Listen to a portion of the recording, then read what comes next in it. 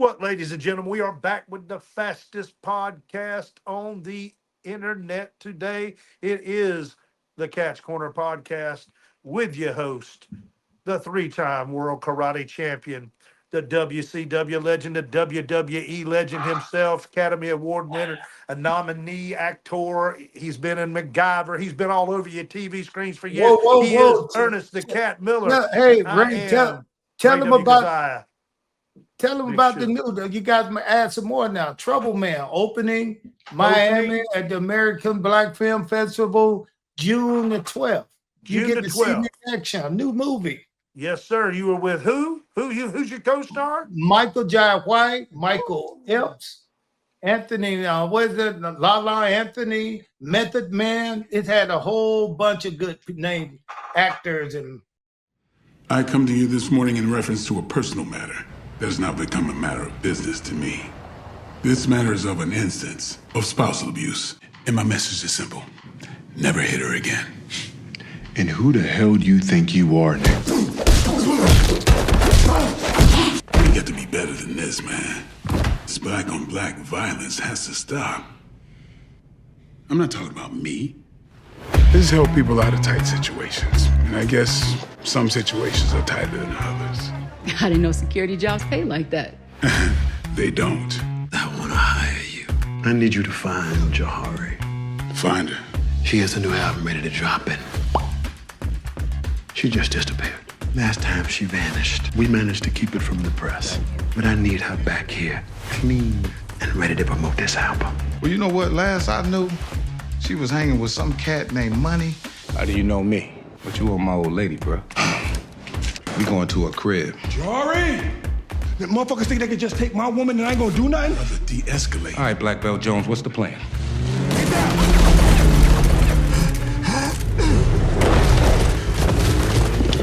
I'm looking for the owner of this helmet. Charlie Chance, motherfucker. Now get the fuck out of here.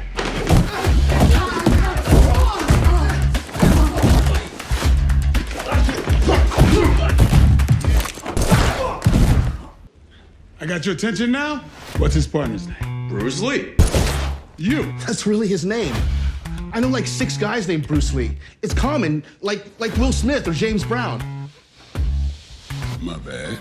How many extra clips you got? Thought you didn't like guns. I don't like condoms either, but I ain't stupid. Remember what Superfly didn't just break out. He had a plan. Oh, excuse me, miss. Sorry, fellas, I only dance with ladies. Maybe we'll get together and kick it sometime.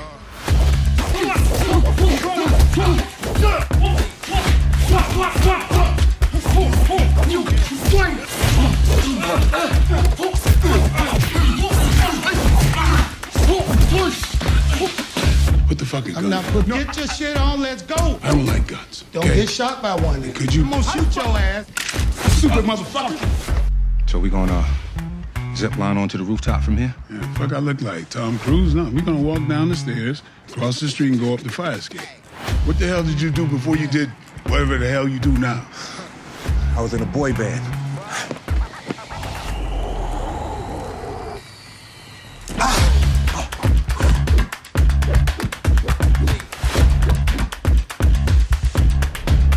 Oh, it's like that.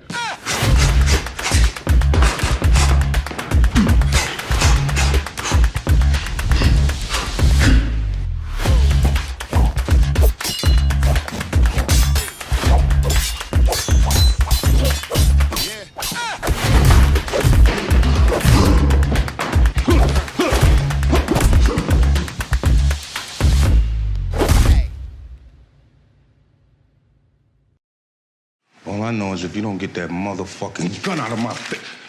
Now that was fast. That was fast as fuck right there. Yeah, you on point?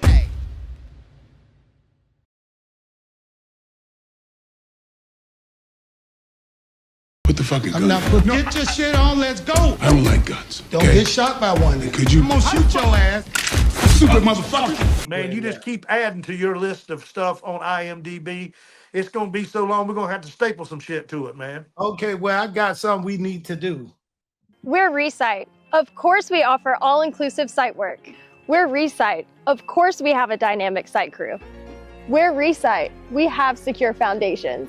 We're Recite. Of course, we're good stewards. Recite redefines the way site work is done. Contact us at recite.com. It's re-site.com.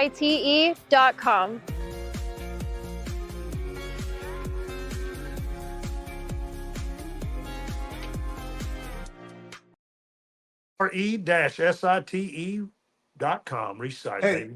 Hey, Ray, Recite been rolling with us for a long time now, man. Since the very beginning. They're so loyal. Wesley and the guys are so loyal to us.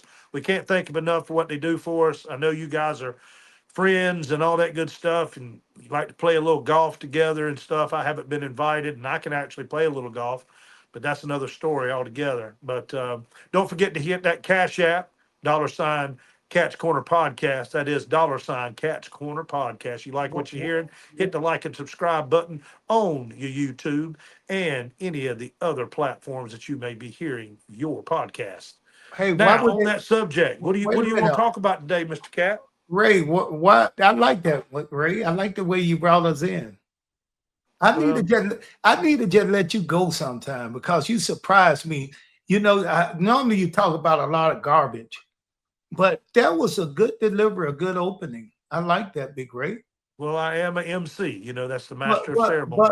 But let me ask you this. Why would people hit the Cat's Corner Podcast Cash App? Why would they do that? Because they like what we have to say in the world of professional wrestling, mixed martial arts, movies, pop culture. We are the go-to place if you want to know what's happening in the world today, and that's the Catch Corner Podcast. What would a few dollars in that Cash App do for us? It would help us get more guests that like to charge us for their time. Not everybody's generous like I am that'll just give you free time, and like you just give you free time because, hey, time's a commodity you can't buy. You can't get it back. Once you've lost it, it's gone.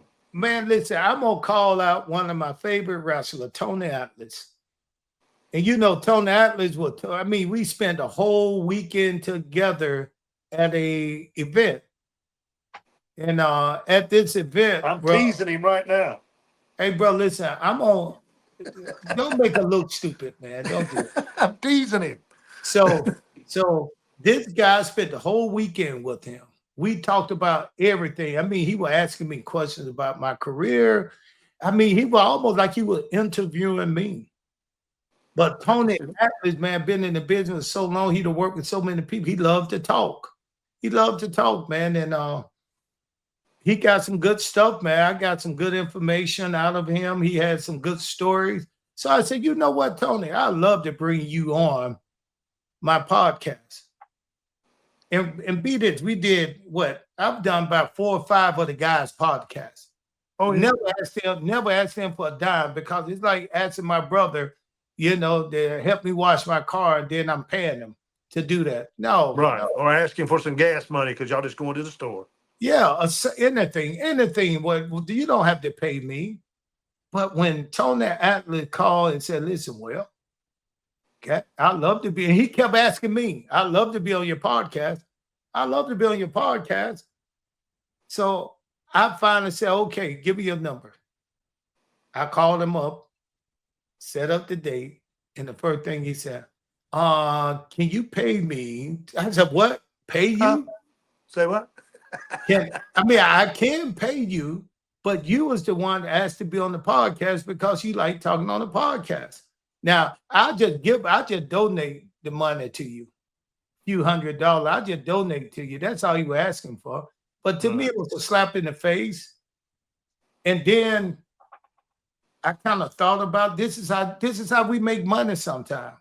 Sometimes you had to go and you had to sign autographs. You go and you wrestle these matches and you work for a smaller sanction and promotions.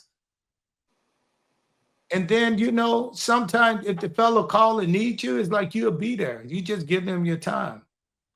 But I felt like something was really wrong with this guy, man, Tony. I started thinking about the way he was acting. And, you know, they talk about how he liked feet. Yes, he do. And I'm going to tell you this right here. His table with a line full of people expecting to take pictures with him was right next to me. And he'll start talking about one thing, then he'll forget it. Then he'll like, oh, Cat, what was I talking about? Then I was like, I don't know. I forgot too. And he said, you know, I've been hit up. I've bumped my head too many times. I've done this. And then I said, you know what? It might be something wrong with this guy mentally, upstairs or in the brain. But then he can recall a story that happened 20 years ago. He can recall something that happened with him and Andre the Giant. He can recall a story that happened when he was in Mexico. Who was that wrestler got killed over there? Bruiser Brody. Yes, he was right there. He could tell you that story word for word.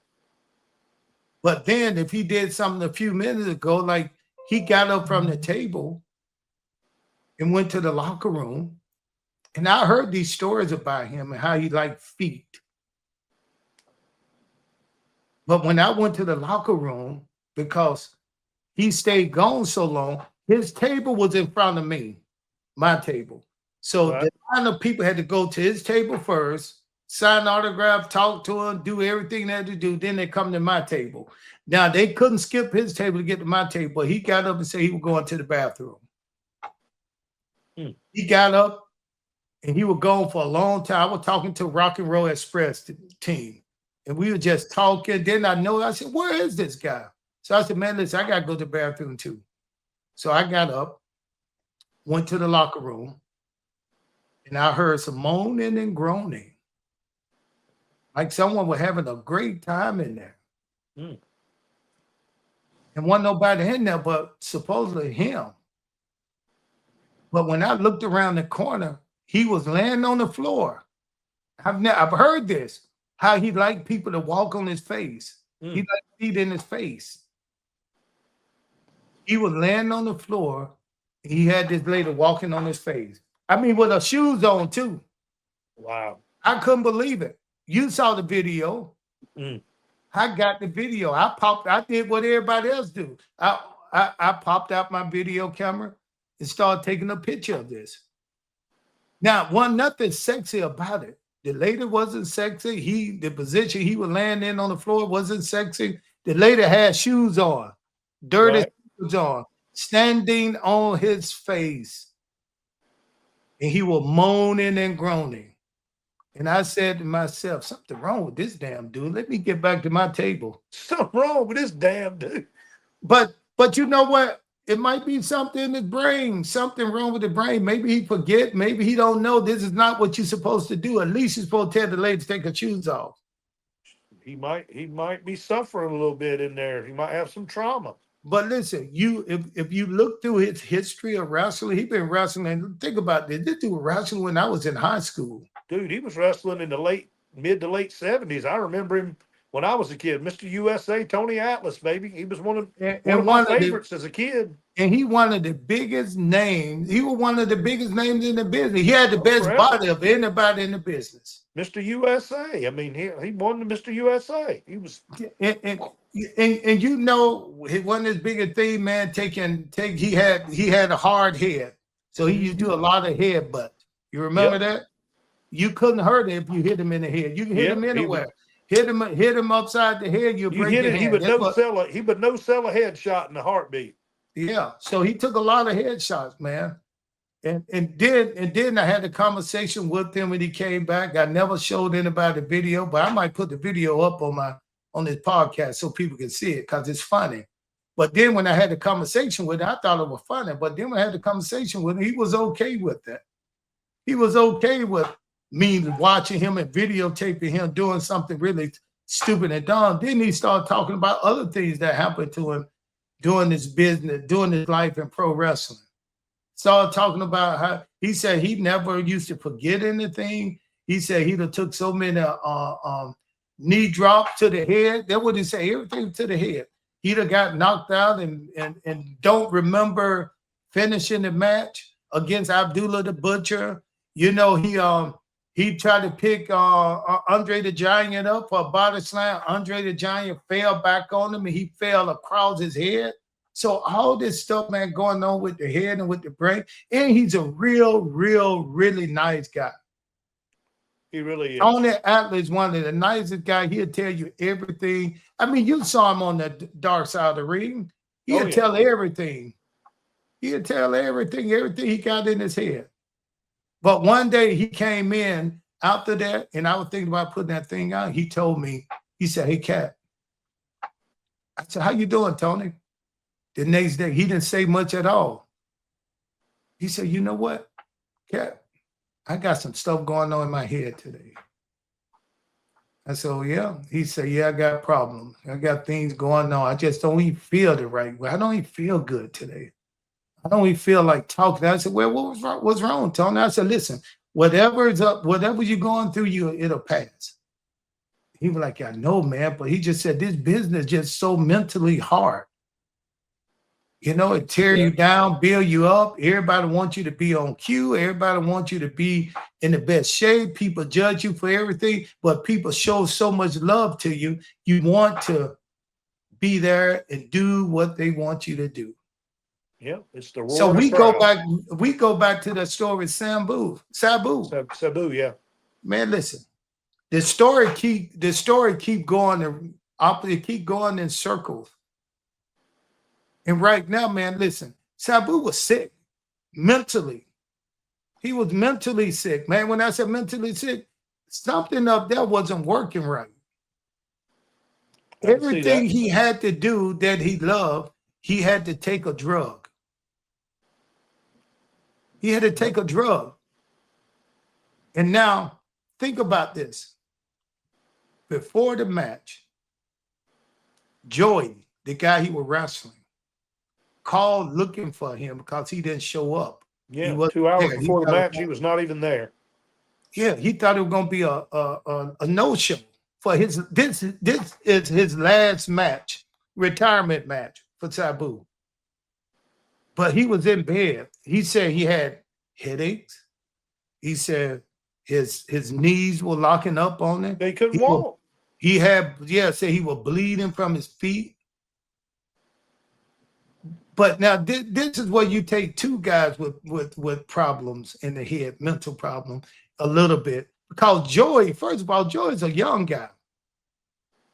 And he look up to these guys that he's set to wrestle. I wrestled him in one of a last match kind of at WrestleMania about 2 years ago. Now, I mean WrestleCon about 2 years ago in Chicago. And I'm an older guy.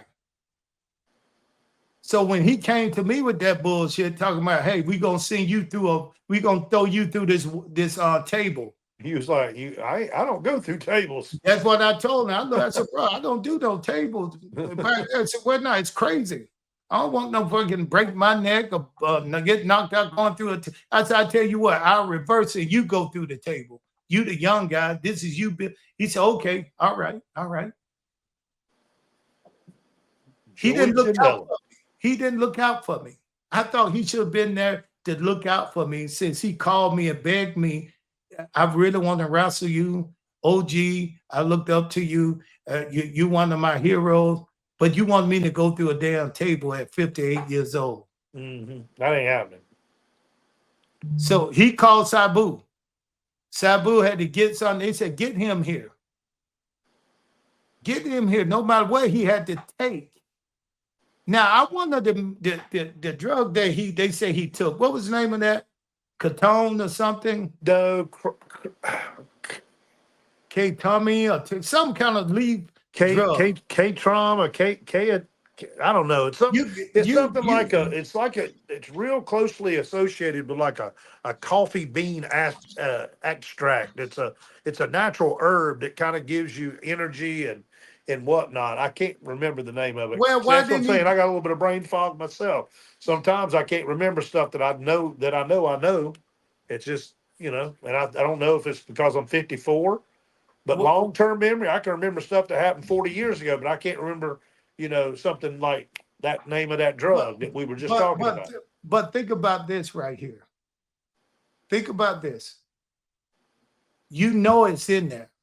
Yeah, I've talked to people and they know the name of the guy. They just can't pull it up right now. But Wait a minute, hold up. Don't look at anything. I want to look you in the eyes. They know the name. It's on them. They know the name. But what they can't do, they can't recall the name to pull it up right then. Right. That's just like me going to the gym and say, hey, I can squat 400 pounds. But right now, for some reason, I only feel like I can only do 350 today. Right. And now I said, what is it? Can I drink coffee and get some energy? Yeah, that might get it up. Mm-hmm. But how about this right here? I know I can do it.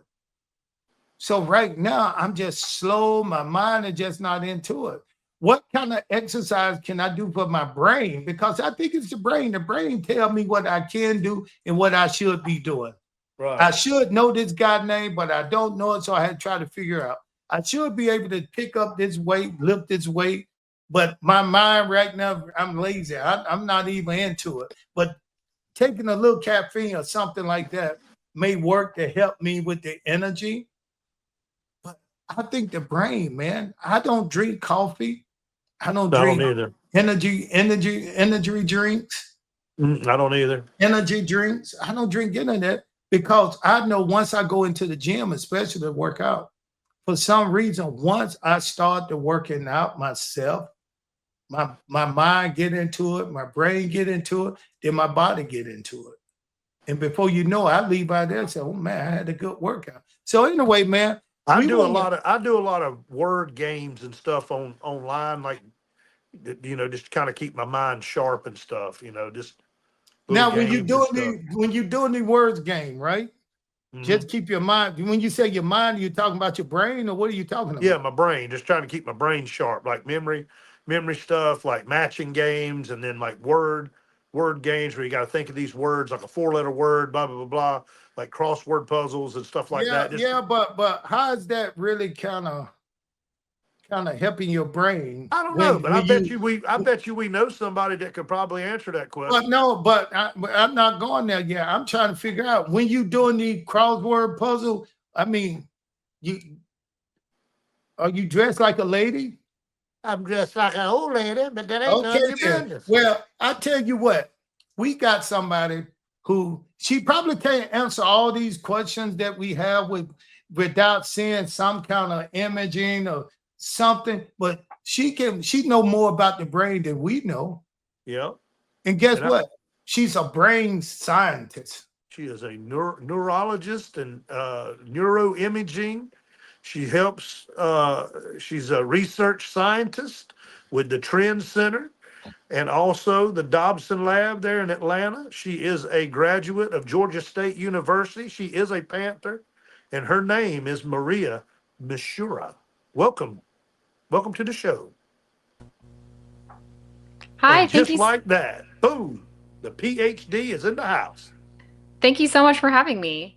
How you doing, Doc? Can I call you Doc, Dr. Maria, or what can I call you? You can call me Maria because you're Ernest, and usually I don't insist that people call me doctor because I'm a research scientist. I'm not a medical doctor, so I don't have a MD. I have a PhD, so I only pull the doctor card when it's really necessary and I have to pull rank. Well, I'd like for you to pull that doctor card on here and make the show even look better, knowing that we got a doctor, a PhD, a scientist on there. So tell us a little bit about your job. Sure. So I work for a neuroimaging research center. We do a lot of big data analysis. We work with lots of different types of neuroimages, all collected on MRI, some using EEG. These are all just sophisticated techniques to be able to image and look at the brain. And the goal of the center that I work for, it's got a long name, the Center for Translational Research in Neuroimaging and Data Science. But for short, we call it the Trend Center. This is a center that has individuals from Georgia State, Georgia Tech, Emory, that all work together to try to understand what's happening, not only in diseases and disorders, but also in brain health. So my goal is to use neuroimaging to understand what's going wrong in the brain, but also how we can maximize brain health. So why imaging? Why not? I mean, how else can you find out what's going on in the brain? Imaging is an interesting tool to look at where things are happening. There's lots of different types of imaging techniques. We can look at how big or small certain regions of the brain are. We can look at brain activity. We can look at connections between the brain, which is really important in looking at things like autism, and particularly important when looking at traumatic brain injury. Looking at the connections between certain regions is where we really see the effects of traumatic brain injury. So you can look at outcomes. Some people don't care about looking at the brain and they just want to look at, well, how is your cognitive performance? How's your memory? How well can you perform on these tasks? Some people look at your mood. Are you depressed? Are you anxious? Are you stressed out? And use those as a measure of brain health. But looking at the brain allows you to see what regions might be talking to each other, what might be going wrong, so that we can develop interventions to try to fix those things. There's also techniques that we can use where we can actually stimulate parts of the brain to help things like Parkinson's disease, help people with major depressive disorder that maybe aren't responding to treatment. And we wouldn't know what regions of the brain to target without using neuroimaging first. But there was a time where it was how you feel, you got a headache. It was a time they didn't use the imaging picture taking, right?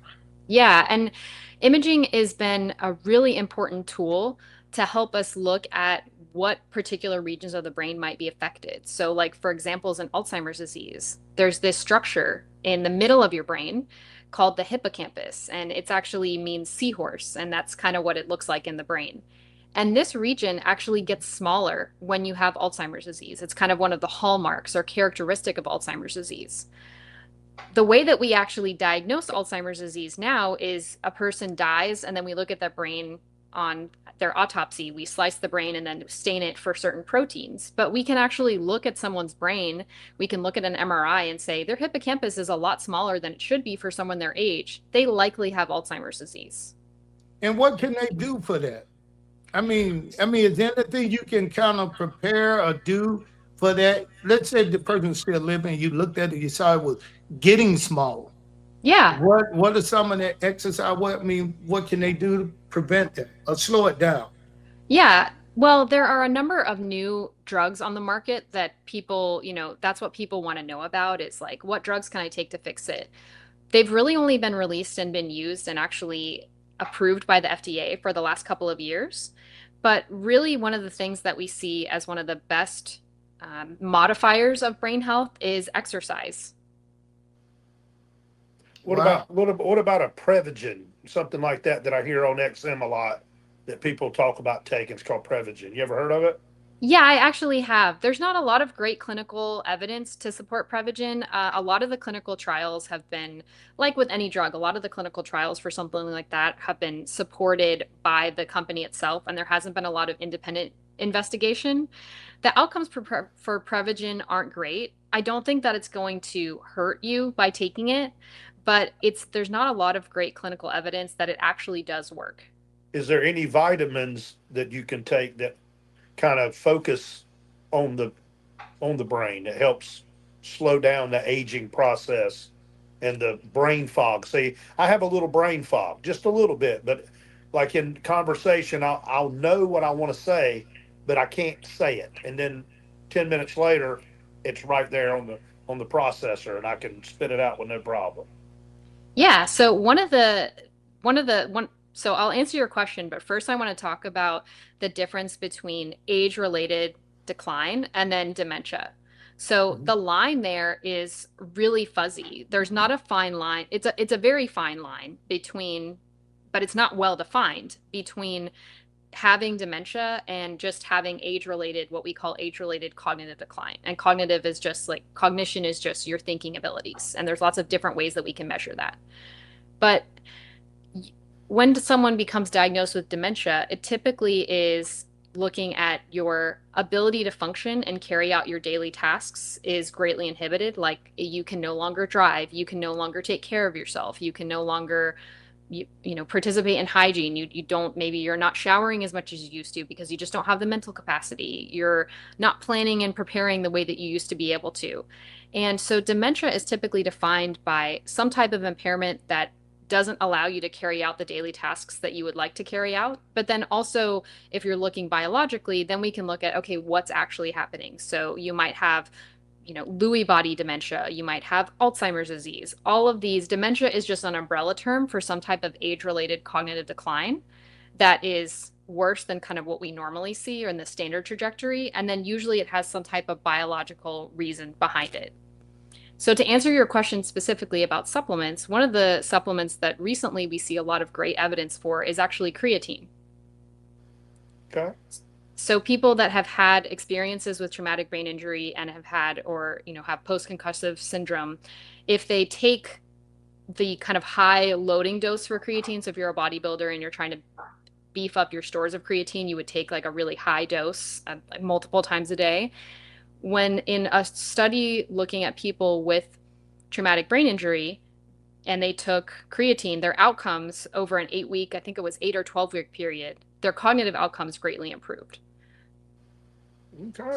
So your job, and I can't say your job, you don't fix the brain. You just trying to figure out how the brain works and how it decline and how it kind of, get better, right? By energy. Yeah.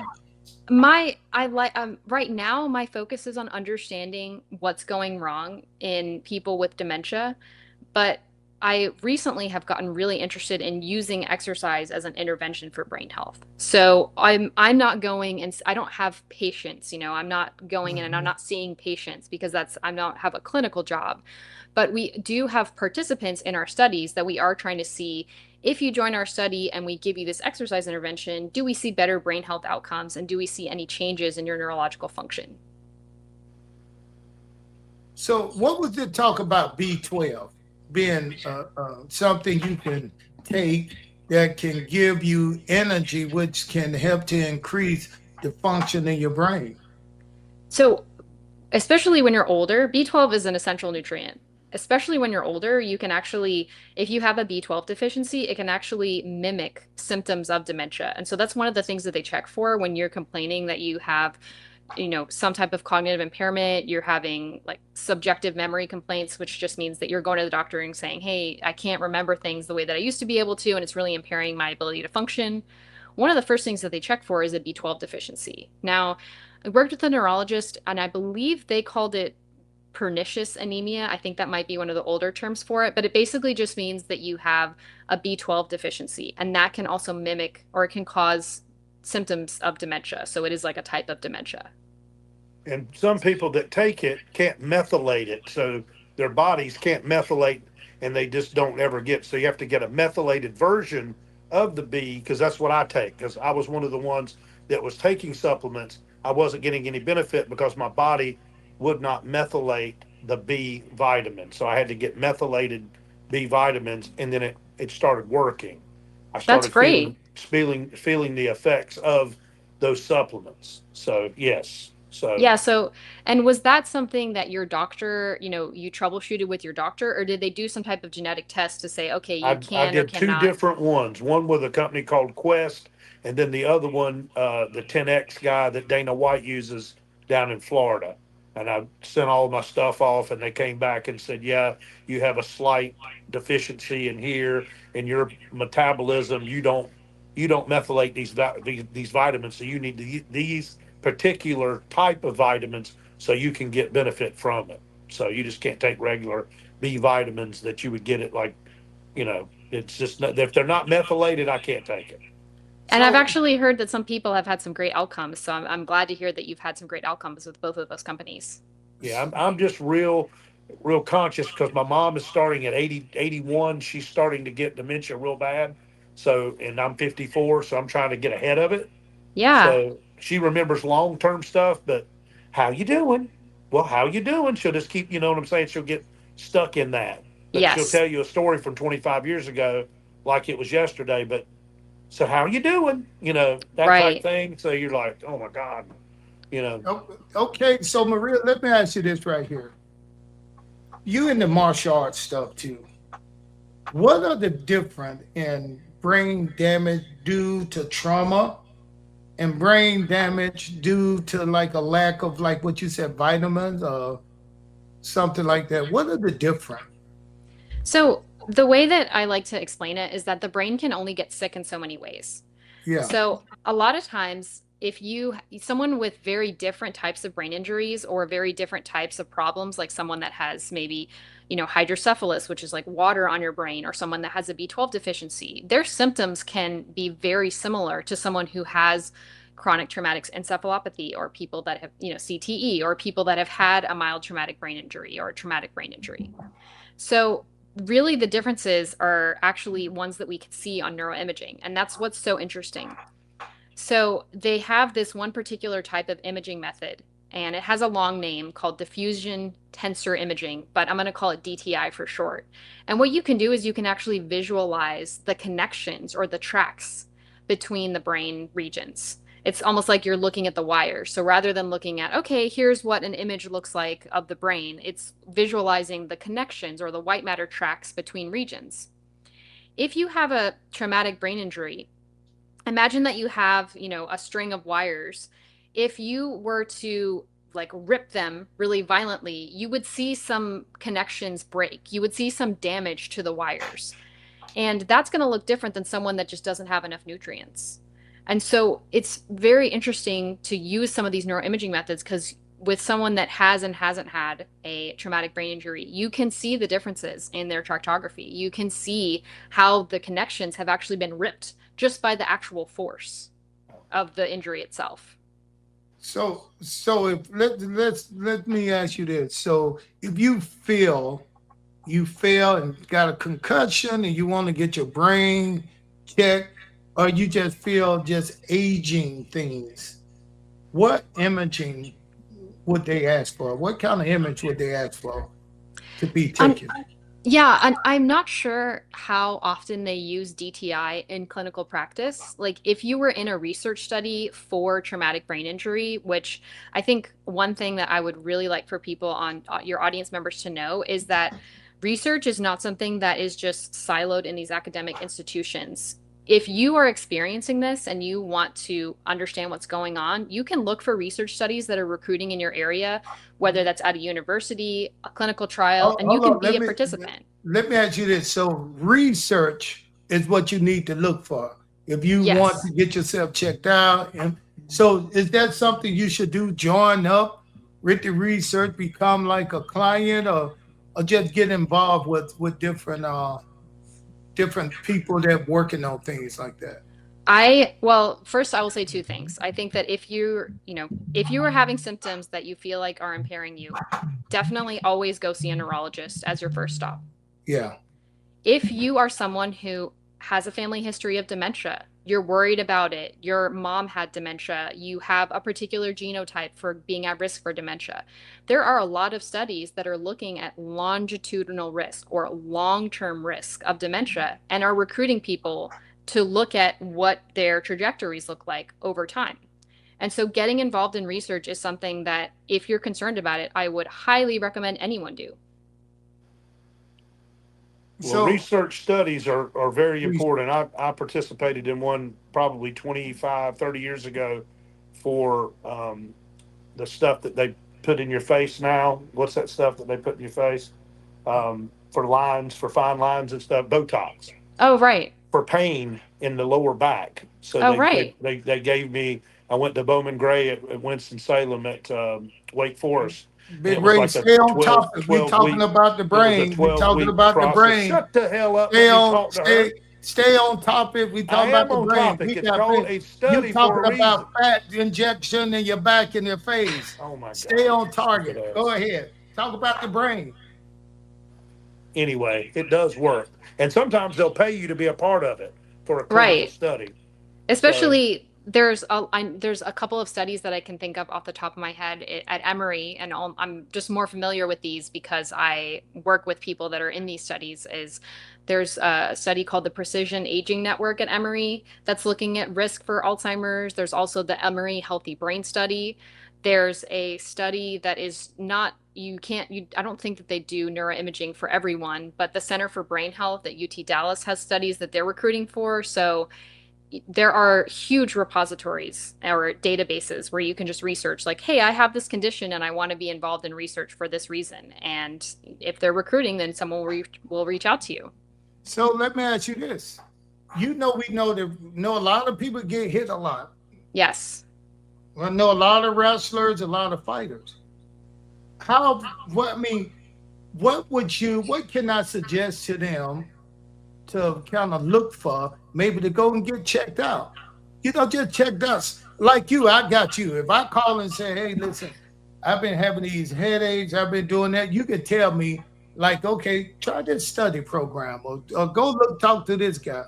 Where can you find somewhere to go that someone can help you, direct you in that, which study to go seek out? If you are looking for, one thing I would be happy to do is share some resources that I don't know if you have like a podcast website or if you want to share it in the comments. There are huge databases where you can sign up and register for studies. There are also other businesses and this is something that I think the industry needs to do a better job of. Usually, if you have a concussion, then you will go get some type of cognitive evaluation. But the problem with that, and then what they do is they compare your cognitive performance to other people in your age, and then they look at whether or not your scores are in line with other people at your age or not. The problem is that maybe you have performance anxiety, and so you're going to perform really poorly on these tests. Maybe you're just really good at these tests and you can kind of maneuver your way around them, but you're still suffering with some TBI symptoms. I think that as an industry, we should be, or the martial arts contact sport industry should be better at taking baseline cognitive assessments. And there are people that offer those. Like, let's say that you went to your neurologist or you went to your general practitioner and you said, hey, can you refer me to just get some cognitive assessments? Yeah. Usually they can do that, and you'll see, instead of seeing a doctor, you'll actually see a neuropsychologist. And they will do some cognitive assessments, and then you'll have a baseline. And that is something that I think anyone that wants to do combat sports should highly consider, because it then gives you something to compare it to, so that if you do get a concussion, you can say, hey, this is what my cognitive performance was like before I started, before I had this concussion. Let's compare it to these baseline results that are my own, rather than everyone in my age group. I believe the NFL is doing that with their rookies. They're giving them all baseline tests, and then they test them periodically to see if there's any change. That's as a part of that CTE lawsuit thing that they went through.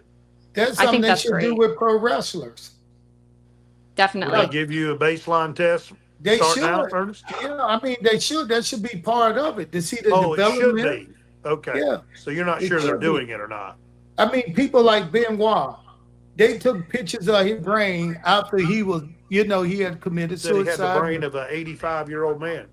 Yeah, but how can you tell somebody like that, go get an image, go get pictures, go get this checked out, your brain checked out before we do that? And they don't feel like you insulted them by saying you're crazy. Now, so I just think that's a good idea right there for them to say, you know what, let's just check and see what you like right now. So during the development time, in the time that you work, we can see if it goes backwards or forward. Yeah, and I think that having that baseline will also establish a culture of getting yourself checked out. Just like you can't play sports in high school if you don't have a physical. I think that you should not just have a physical. I think you should also have a cognitive assessment. Even if it's a quick cognitive battery, there are tests that take 10 minutes to administer. Mm-hmm. Very smart. Very smart. Well, I think I'm going to have to help you. We're going to have to start some kind of program for pro wrestling and pro wrestlers. Yeah, let's do it. That's part of their physical fitness test just to get into the ring. Yeah. Why not? Let's take a picture. Now, what would that? Well, I mean, how did that work? Do you kind of get undressed and then you get in this big tube and they take a picture of your brain? How did that work? How did imaging work? Yeah, I don't think you have to get naked though. No, definitely not. I like to get naked. Well, that wouldn't be the place for this. fortunately, the cognitive assessments are really quick, and you can actually get a really good measure of cognitive function without having to do any imaging. I do think that if you're on the pro wrestling stage and you're in an arena where you're going to be taking a lot of shots to the head, and that's a big part, I do think that that industry should invest in getting you a scan. And when you get an MRI, usually, I think sometimes they do make you wear scrubs and then you have to go in the tube. But there are also other types of imaging. You know, there's EEG. I mean, I prefer MRI because that's my method of choice, and I'm super biased towards that. But there's also other measures like EEG. There's also another type of a scan called a SPECT scan, which is what the Amen Clinic uses, which is a big clinic, very renowned with some controversy for brain health. So that would be really difficult to do. Like, you know, if you were asking someone, okay, you're going to get an MRI and then you're going to go in the ring, but you could do a cognitive assessment. You know, every time you have a bout, let's say that you do a cognitive assessment, like that's not something that would be a huge burden on the industry. No, I think I think they do that in the NFL when they get hit. They go into the tent and they get administered a cognitive test to make sure that they're not suffering from any kind of a concussion or whatever, the protocol, if you will. Yeah. So, concussion protocol. And let me tell you about that right there, Big Ray. How in the world you can see guys get knocked clearly out? They land on the ground. Now they get their up. hands come up like that when you know their hands. Then they get up and walk to a tent. And what do they have in that tent that can suggest anything other than what we saw? That this guy just got laid out. I mean, shouldn't he go straight to the locker room or straight to the hospital or something? I'm sure they give him some kind of a cognitive test inside that tent. And if they don't pass it, then they're sent into the locker room for more evaluation. That's what I would imagine. I'm going to tell you about concussion I got one time. And it was wrestling. I was going against what's the guy name, man? Temple. Yeah. And we were just doing a regular show. But when he picked me up and laid me flat, my head snapped back. It just snapped. It didn't hit the ring. It just snapped. And then from that time on, boom, I got up. I got the win, of course. I went to the locker room, and Disco Inferno came in there. And Disco said, "Cat, what's wrong with your eyes?" I was like, "What are you talking about?" I didn't see anything. I said, "Nothing." Now, I get dressed an hour later. I get in my Porsche. I'm driving home because we was in Tennessee. I'm driving home. And next thing you know, it was dark. Next thing you know, lights was in front of me, curling like that for a split second, just went, and I had to pull over. So the next day I went to the doctor and he told me about this. He said, you could have had a concussion. A concussion don't always mean you're going to knock yourself out. Sometimes your brain just slush around and that called, concussion. Yeah. So how can they go in the tent and just say you okay to play, or you damaged so much you don't have to go straight to the hospital right now? I wonder what can they do. Well, I think the problem too is that it's more of a cultural.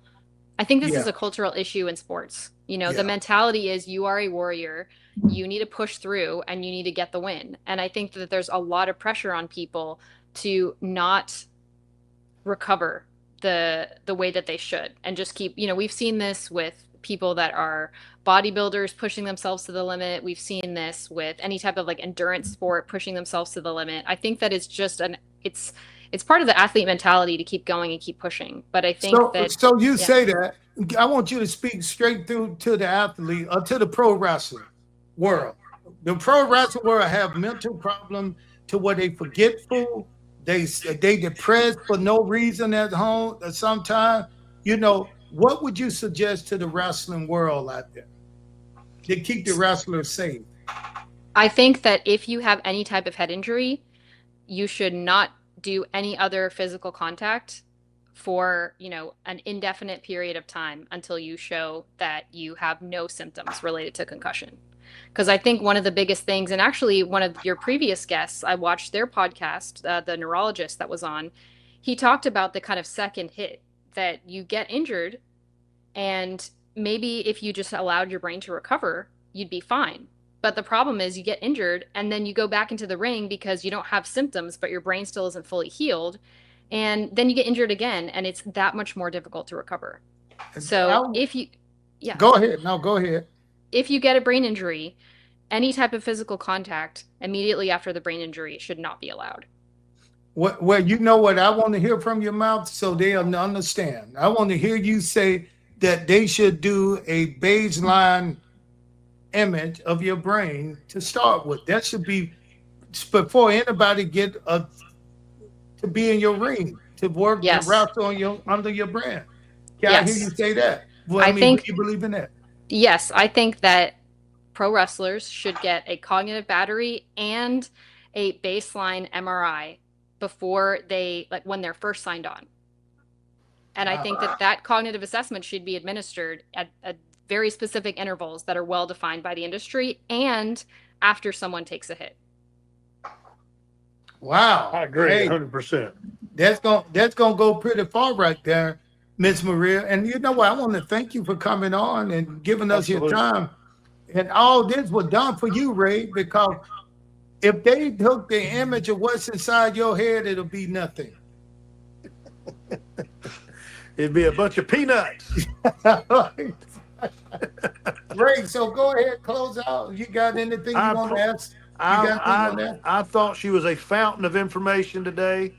I am Misiura of that. I am definitely Misiura of that. Thank you, Miss Maria, for coming on. I would like to thank you on behalf of people who struggle with a little bit of cognitive dysfunction, a little brain fog every now and again. Kratom, Kratom is the name of that drug, by the way. It just came to me. I don't know how you pronounce it. I guess it's kratom, but that is that drug that we were talking about, Ernest. But anyway, we'd like to thank our sponsors, Recite. We'd love to thank Miss Maria Misiura, PhD, neuroscience, and of course, for your host, Ernest D. Cat Miller. I am Ray W. Keziah. On this microphone, I blaze fire. Come join us next time on the Cat's Corner podcast. And until then, we'll see you later. Thanks, Maria. Thank you. This has been a great experience. And anytime that you want. Oh, you just cut her the fuck off, did you? Is that how you do it, Ernest? No. You just cut her the hell off. Just like I was just gonna say. You'd like to what? Anytime you want me to come back, if you we were done with it. Time to go. You ain't got to go home, but you got to get the hell out of here. Hey, you're still recording. Maria, I did, by the way. I did it by mistake. I cut you off. I did it by mistake. It's fine. I'm sorry. That's why I brought you back. What were you about to say again? I was going to say, record button. We recording, bro. I know, but this is off air. No, I want people to understand what she got to say until she's gone. Oh my God, we've already said goodbye to everybody, you moron. Yeah. I was just going to say that if you want me to talk about brain health tips for like older and aging athletes in the future, I'd be happy. Just whatever your audience is interested in, I'd be happy to share. Well, I'm sure we'll be getting some questions. So we want some of you guys who listening to this, go ahead and write something and let us know what you want to see and want to hear from Maria, PhD. Yeah, baby. All right, then. This time, so long. Have a good night. So that other goodbye was a fake goodbye from the Cat's Corner podcast. Thanks for Recite to everybody that came on. And until next time, what is it? Peace in the Middle East? Yes. I'll talk to you guys later. All right. Bye. Bye-bye. Bye.